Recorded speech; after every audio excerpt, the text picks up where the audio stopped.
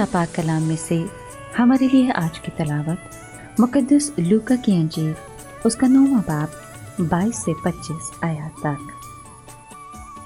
उस वक्त यीशु ने अपने शागिर्दों से कहा कि ज़रूर है कि इब्ने इंसान बहुत दुख सहे और बुज़ुर्गों और सरदार काहिनों और फ़कीहों से रद्द किया जाए और कत्ल किया जाए और तीसरे दिन जी उठे। फिर उसने उन सब से कहा कि अगर कोई मेरा पैरो बनना चाहता है तो खुद इनकारी करे और हर रोज़ अपनी सलीब उठाए और मेरे पीछे हो ले, क्योंकि जो कोई अपनी जान बचाना चाहे वो उसे खोएगा, मगर जो कोई मेरी खातिर अपनी जान खोएगा वो उसे बचाएगा। क्योंकि आदमी को क्या फ़ायदा है अगर तमाम दुनिया हासिल करे मगर अपने आप को खो दे और अपना नुकसान उठाए।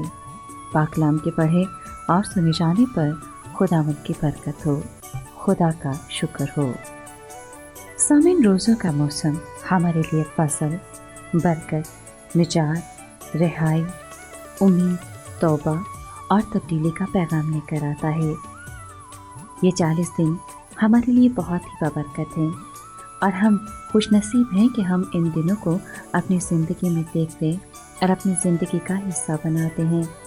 इस मौसम में हर मसीही कोशिश करता है कि वो मसीह के दुखों में शरीक हो और छोटी छोटी कुर्बानियों के ज़रिए अपनी उन तमाम कमज़ोरियों पर गालिब आए जो मसीह यीशु की अज़ियतों में हिस्सा लेने से रोकती है। आज की तलावत में भी यही बयान किया जाता है कि हम अपनी खुद इनकारी करें और हर रोज़ अपनी सलीब उठाकर यीशु के पीछे हो लें।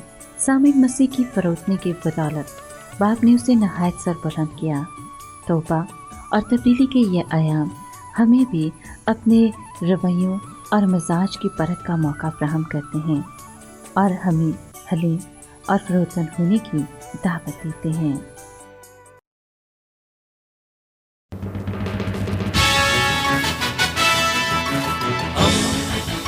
दोस्ती का पैगंबर, रेडियो वेरितास एशिया।